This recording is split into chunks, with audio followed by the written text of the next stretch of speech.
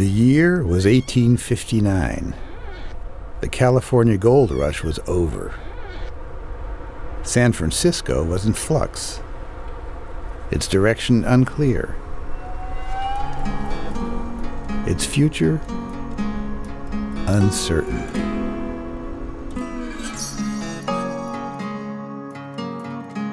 Miles away in the desert hills of today's Nevada, a discovery was about to take place that would decide the course of the far west, turn paupers into kings, visionaries into heroes, leaders into tyrants, and the prosperous into beggars.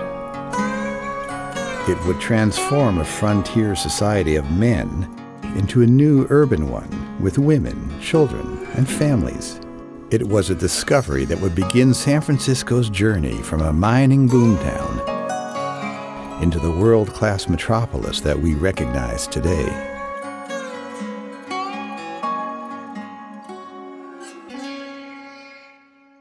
The golden moment of the gold rush is rather short. It lasts from 1848 to maybe 1853.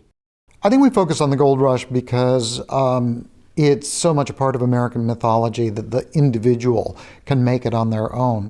The people who were here wanted to build fast, get their money, and many of them wanted to go home. There was a building up of a physical city that was pretty substantial, but it was mostly, as Robert Louis Stevenson said later, a woodpile of great extent, and it could easily have just blown away. In 1855, we have the first depression in San Francisco when it looks like the gold is running out. And what banks there were at that time, they went belly up. There was a sense that gold was the reason for San Francisco being here. If the gold was going to run out, then essentially San Francisco was going to become a ghost town. People are starting to leave. Merchants are losing money. They're really panicking. Desperation, depression, until the discovery of the Comstock lode in 1859. Just east of California's Sierra Nevada mountains, in what was once called Utah territory, two simple miners were prospecting in some barren desert hills. On June 8, 1859, they struck gold. Henry Comstock, another local miner, stumbled upon them and their findings. He declared that they were on his claim and demanded that they share it with him and his companion. On the site of what became Virginia City, Nevada, the four uncovered a seemingly endless supply of gold. It's mixed up with some heavy blue-black stuff that they curse and throw aside in big heaps until somebody takes the stuff over to an assaying office in Grass Valley. It assays out at over $500 a ton in gold, but over $3,000 a ton in silver. I would have been more or less than human if I had not gone mad like the rest. Cartloads of solid silver bricks. I succumbed and grew as frenzied as the craziest. Mark Twain. Word quickly spread through Grass Valley. Shrewd, opportunistic miners such as George Hurst immediately set out over the Sierra to witness the discovery for themselves. They liked what they saw and wasted no time in buying out the founding claim holders. So the original prospectors who were in on the ground floor discovering the Comstock lode and who sold out for a few $1,000s, they could see the money that could have been theirs concentrated in creating huge fortunes for others, and a number of them went insane or killed themselves, feeling that they had been suckered. It wasn't long before San Francisco knew about the Comstock discovery. In the fall of 1859, shiny white bars of silver were paraded through the city streets, past crowds of astonished onlookers. So the Comstock and San Francisco are linked like this. So there's tremendous opportunity for the city. One man who realized this opportunity more than all others was William Chapman Ralston. William Chapman Ralston is the banker prince of early San Francisco. He establishes the Bank of California in 1864, which becomes the leading financial institution on the West Coast. It's sometimes said that Ralston was the man who built San Francisco, largely by exploiting the possibilities of the Comstock lode through his Bank of California. Everybody talks about you, your princely hospitality and large scale of expenditures. All who go to California want to see you. James Lease, New York. Ralston needed a man on the Comstock, and he chose for that position a famous, one might almost say an infamous, stock jobber and card sharp named William Sharon. And he's one of the great villains of the time. He's totally ruthless.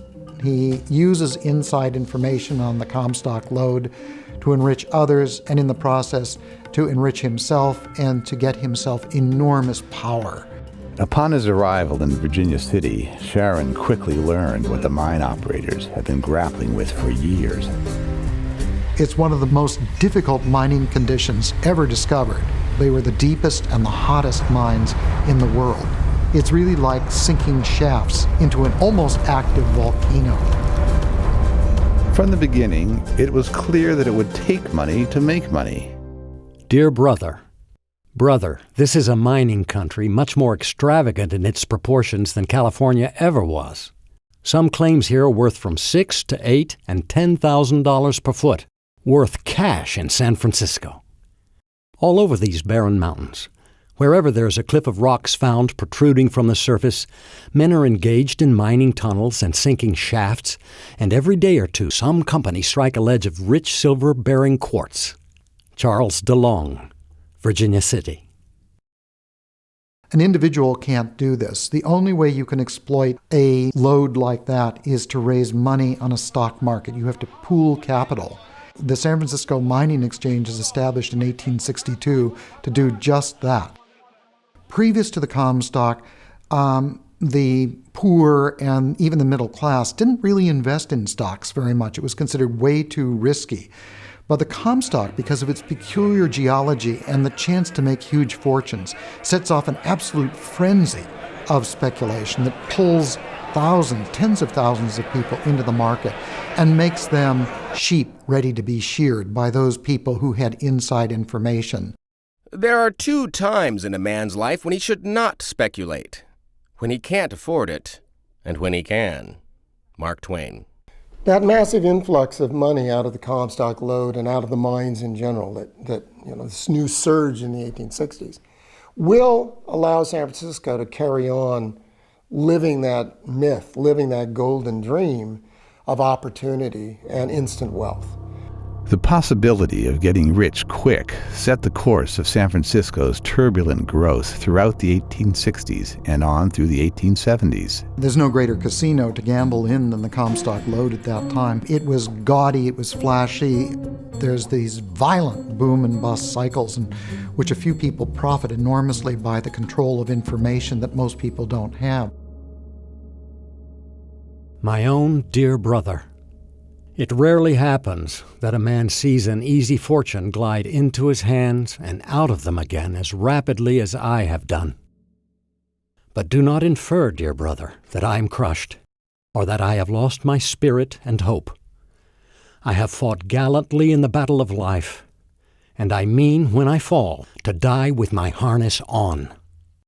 I'm working like a Trojan, trying to gather up the wreck of my shattered fortunes. Charles DeLong. People would plunge their money in thinking that somehow they'd break the bank, that they would bust the system, but almost nobody did.